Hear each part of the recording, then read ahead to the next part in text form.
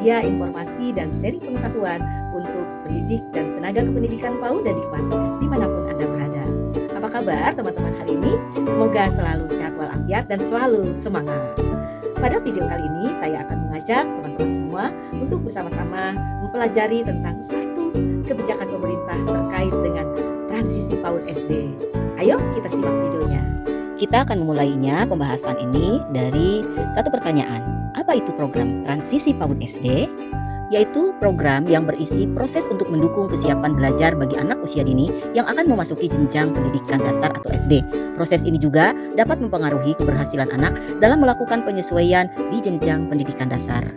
Ada hal yang sangat mendasar kenapa harus ada transisi PAUD SD. Saat ini, miskonsepsi tentang baca tulis hitung atau calistung pada pendidikan anak usia dini dan SD masih sangat kuat di masyarakat.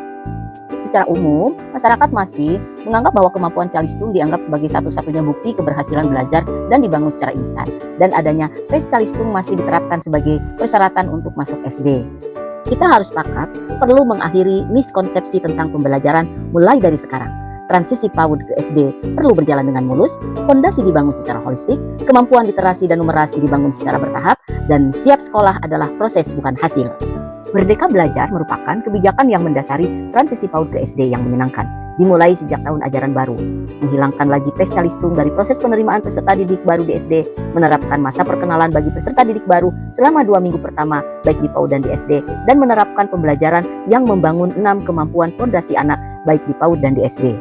Sekarang muncul pertanyaan, mengapa program transisi PAUD SD itu penting?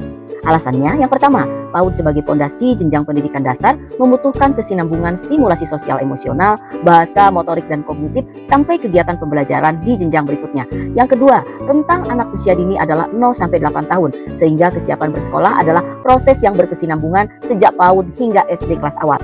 Dan yang ketiga, berpengaruh terhadap keberhasilan, kesejahteraan, keterlibatan, dan sikap positif terhadap belajar yang dibangun sejak PAUD.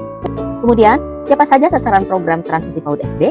Yang pertama tentu saja Dinas Pendidikan Kabupaten Kota yang membidangi PAUD dan SD. Kemudian Satuan PAUD, Sekolah Dasar, Mitra PAUD dan SD, Komite Sekolah, Bunda PAUD, PKG PAUD, KKG kelas awal. Terdapat beberapa bentuk kegiatan transisi PAUD SD yang bisa dilakukan oleh lembaga. Yang pertama adalah kunjungan antar lembaga, dari lembaga PAUD ke SD atau sebaliknya dari SD ke PAUD secara terjadwal. Yang kedua adalah program sehari bergabung di SD kelas rendah untuk anak usia dini yang berusia 6 tahun.